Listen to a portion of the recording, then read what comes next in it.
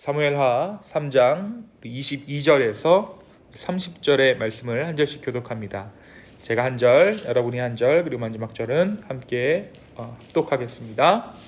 다윗의 신복들과 요압이 적군을 치고 크게 노력한 물건을 가지고 돌아오니 아브넬은 이미 보냄을 받아 평안히 갔고 다윗과 함께 헤브론에 있지 아니한 때라. 요압 및 요압과 함께한 모든 군사가 돌아오매 어떤 사람이 요압에게 말하여 이르되 넬의 아들 아브넬이 왕에게 갔더니 왕이 보내매 그가 평안히 갔나이다 하니 요압이 왕에게 나아가 이르되 어찌하심이니까 아브넬이 왕에게 나아거늘 어찌하여 그를 보내 잘 가게 하셨나이까. 왕도 하시려니와 넬의 아들 아브넬이 온 것은 왕을 속임이라. 그가 왕이 출입하는 것을 알고 왕이 하시는 모든 것을 알려 함이니이다 하고 이에 요압이 다윗에게서 나와 전령들을 보내 아브넬을 쫓아가게 하였더니 시라 우물가에서 그를 데리고 돌아왔으나 다윗은 알지 못하였더라. 아브넬은 홈에 요압이 더불어 조용히 말하는 듯이 그를 데리고 성문으로 들어가 거기서 배를 찔러 죽이니 이는 자기의 동생 아사엘의 피로 말미암이더라. 그 후에 다윗이 듣고 이르되 넬의 아들 아브넬의 피에 대하여 나와 내 나라는 여호와 앞에 영원히 무죄하니 그 죄가 요압의 머리와 그의 아버지의 온 집으로 돌아갈지어다.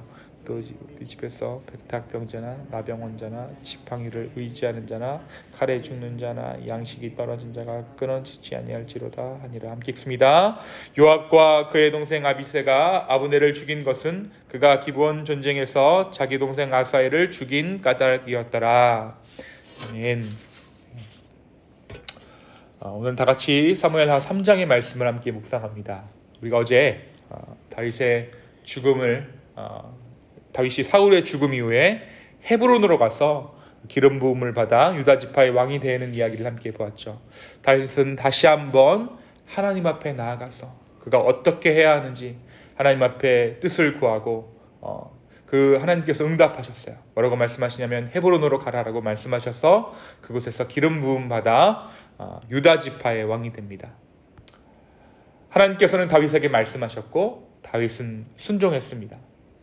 한편 아직 꺼지지 않은 사울 가문에 대해서도 우리가 함께 보았습니다. 사울의 군대 장관이었던 이 아브넬이라는 자가 사울의 아들인 이스보셋을 왕으로 삼고 유다 지파를 제외한 나머지 지파들에 대하여서 권력을 행사하였습니다. 오늘 말씀 6절에 보면 3장 6절에 보면 뭐라고 나오냐면 사울의 집과 다윗의 집 사이에 전쟁이 있는 동안에 아브넬이 사울의 집에서 점점 권세를 잡으니라. 그러니까 어떻게 보면 이 사울의 집과 다윗의 집 사이에 전쟁이 계속되는 그 가운데 아브넬이 권세가 계속해서 세졌다라는 것이에요. 하지만 전체적인 대세는 어떻습니까? 오늘 3장 1절의 말씀 이렇게 시작합니다. 사울의 집과 다윗의 집 사이에 전쟁이 오래매 다윗은 점점 강하여 가고 사울의 집은 점점 약하여 가니라. 사울의 집과 다윗의 집 사이에 전쟁이 계속되었는데 그 과정 가운데 사울의 집은 점점 약해져 가고 다윗의 집은 점점 커나갔다라는 것이에요.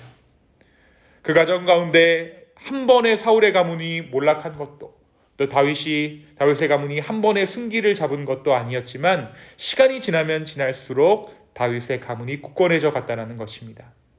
그러면서 이 3장 2절에서 6절 사이에 어떤 이야기가 나오냐면 다윗의 집안이 강건해지는 예로 다윗이 헤브론에서 낳은 6명의 아들들을 소개해요.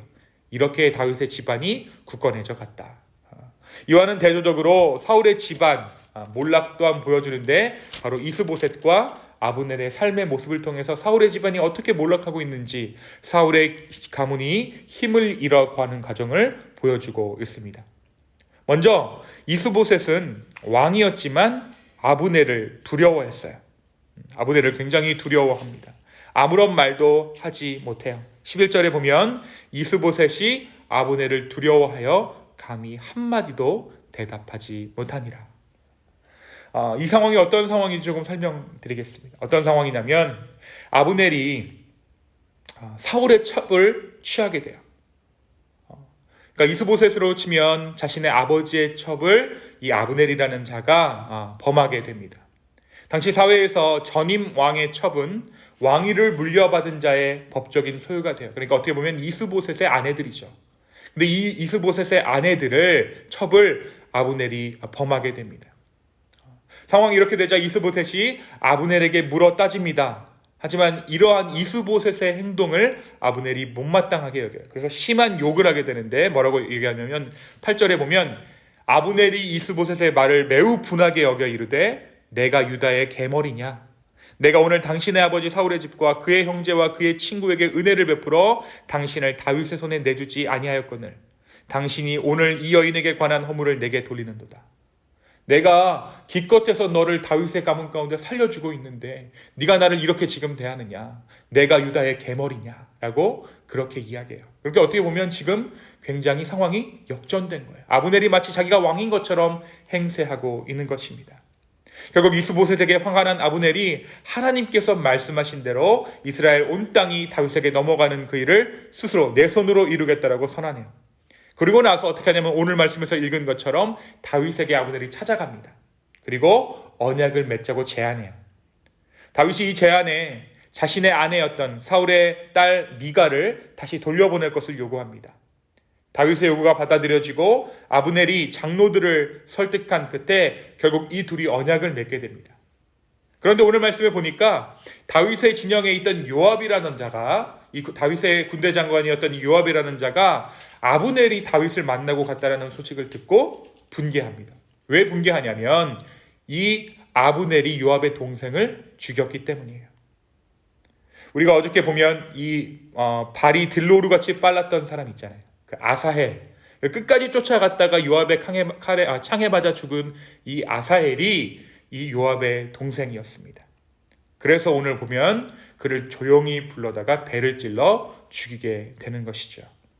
결국 그렇게 사울의 군대 장관 아브넬이 죽습니다. 결국 아브넬의 죽음으로 사울 집안의 몰락은 더욱더 심해지고 이 죽음으로 인해서 요압 역시 다윗에게 저주를 받게 되는 그 내용이 바로 사무엘하 우리 3장의 내용입니다. 오늘 말씀이 우리에게 무엇을 말해주고 있을까요? 먼저 아브넬의 죽음에 대해서 우리는 조금 생각해 볼 수 있을 것 같아요. 오늘 말씀 3장 9절에서 10절 한번 보겠습니다. 제가 여러분을 위해서 읽어드립니다. 여호와께서 다윗에게 맹세하신 대로 내가 이루게 하지 아니하면 하나님이 아브넬에게 벌 위에 벌을 내리심이 마땅하니라. 그 맹세는 곧 이 나라를 사울의 집에서 다윗에게 옮겨서 그의 왕위를 단에서 브엘세바까지 이스라엘과 유다에 세우리라 하신 것이니라 하매. 이게 지금 누구의 말입니까? 아브넬의 말이에요. 아브넬 역시 다윗이 이스라엘의 왕이 될 것을 알고 있었다라는 것입니다. 18절에서 19절의 말씀을 통해서도 그것을 분명하게 하고 있어요. 이제 그대로 하라. 여호와께서 이미 다윗에 대하여 말씀하시기를 내가 내 종 다윗의 손으로 내 백성 이스라엘을 구원하여 블레셋 사람의 손과 모든 대적의 손에서 벗어나게 하리라 하셨음이니라 하고 아브넬이 또 베냐민 사람의 귀에 말하고 아브넬이 이스라엘과 베냐민의 온 집이 선하게 여기는 모든 것을 다윗의 귀에 말하려고 헤브론으로 가니라. 알고 있었다라는 것이에요. 그럼에도 불구하고 그가 이스보셋을 이스라엘의 왕으로 세워 다윗과 대립했던 이유는 그 스스로의 야망 때문이었습니다. 연소한 이스보셋을 왕으로 세우고 그 뒤에서 실질적인 권력을 행사했던 것이 바로 이 아브넬이라는 자입니다. 결국 자기의 권력과 자기의 어떤 이익을 위해 하나님의 대세를 거부하고 다윗을 대적하며 위협했던 것입니다. 오늘 말씀은 우리에게 요압도 마찬가지고 이 아브넬도 마찬가지고 하나님의 뜻을 거스르고 자신의 유익을 위하여 악을 행하는 사람의 최후가 어떠한지를 보여주고 있는 것이에요. 사랑하는 기쁨의 교회 성도 여러분, 하나님께서 모든 것을 주관하시는 하나님이시죠. 하나님의 뜻을 알고도 나의 욕심대로 살지 않고 주의 뜻을 알았을 때 즉시로 순종하면 하나님은 그것에 맞게 우리 가운데 축복하시고 은혜 베풀어 주실 줄로 믿습니다. 물론 우리의 욕심이 또 우리가 말하는 현실적인 문제가 그 순종을 하기 어렵게 만들어요.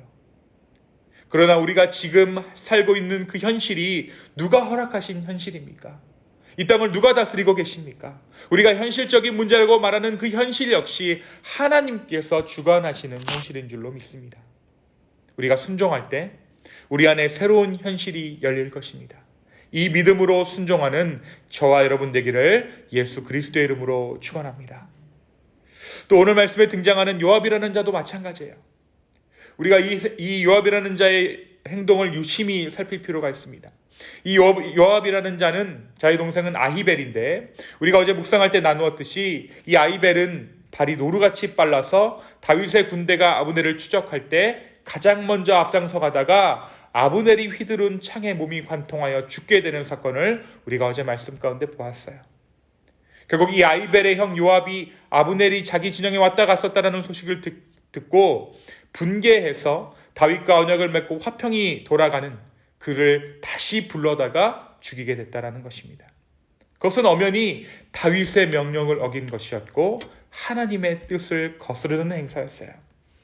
결국 이 일로 요압의 가문은 다윗의 저주를 받게 됩니다. 우리가 살면서 개인적인 명분 앞설 때가 있어요. 하나님의 크신 뜻이 무엇입니까? 너의 원수를 사랑하라. 이것이 하나님의 큰 뜻이에요. 근데 우리가 왜 그것을 못하냐면 내 마음이 너무 분한 거예요. 내가 당한 게 있는데 하나님 지금 보시고도 모르시겠습니까? 내 동생이 죽었습니다. 마찬가지로 주님 내가 저 사람에게 당한 게 있는데 어떻게 저 사람을 사랑할 수 있겠습니까? 나는 그것에 순종할 수 없습니다라고 우리가 혈기를 부릴 때가 있다는 것이죠. 우리 역시 마찬가지입니다. 나의 혈기가 작동할 때에 나의 의가 하늘을 찌를 때 우리는 하나님의 대세를 뭉그러뜨리고 마는 것이에요. 결국 이 일로 요압의 가문이 다윗의 저주를 받게 되었듯이 우리 역시 하나님의 거대한 뜻으로부터 그 거룩하신 뜻으로부터 멀어지게 된다라는 것입니다. 우리가 살면서 개인적인 명분이 오를지라도 하나님의 큰 뜻에 어긋날 때가 있습니다. 나의 혈기가 작동하는 순간이고 나의 의가 하늘을 찌르는 때입니다. 요압이 이 순간을 잘 넘겼더라면 다윗은 그를 계속해서 중용했을 것이에요.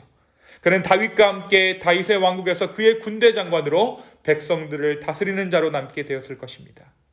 결국 개인의 혈기가, 개인의 복수심이, 단 한 번의 통쾌함이 그를 한 사람의 복수심에 불타 대의를 무시하는 자로 남게 하였습니다.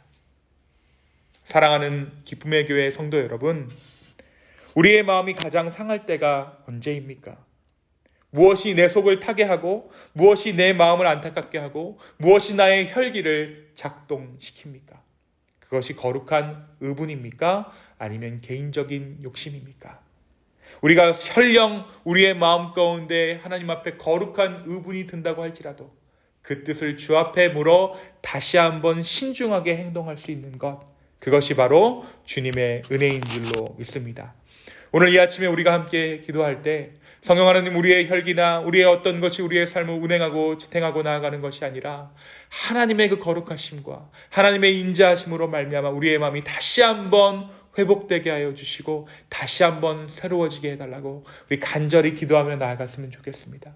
날마다의 삶 가운데 우리가 순식간에 우리의 눈이 어두워지고 다시 한번 우리의 마음이 정말 쓴뿌리로 가득하게 되는 그때에 성령 하나님 우리의 마음을 붙잡으셔서 우리가 실수하지 않을 수 있도록, 은혜 가운데 거할 수 있도록 우리의 마음을 붙잡아 달라고 우리 간절히 기도하며 나아가는 오늘 하루가 되었으면 좋겠습니다. 이 시간 함께 기도하겠습니다. 주님, 개인적인 어떠한 것이, 개인적인 욕심이, 개인적인 복수심이 하나님의 뜻을 거스르지 않는 은혜가 우리에게 필요합니다. 주님, 다시 한번 우리의 마음을 올려드립니다. 아버지, 우리의 상처를 우리가 우리의 어떤 것을 복수함으로 위로받는 것이 아니라 하나님께서 알아주심으로 위로받는 이 아침 되게 하여 주시옵소서. 주님, 순식간에 그 어떤 순간에 우리가 통쾌함으로 말미암아 우리의 마음에 위로가 얻는 것이 아니라 그럼에도 불구하고 참았을 때 성령 하나님께서 허락하시는 그 하나님의 나라의 상속자됨을 우리가 기쁨으로 여길 수 있는 그러한 이 아침 되게 하여 주시옵소서. 아버지 하나님, 다시 한번 주님을 바라봅니다. 주여, 우리의 마음을 주관하여 주시옵소서. 감사합니다. 이 모든 말씀 살아계신 예수 그리스도의 이름으로 기도하였습니다. 아멘.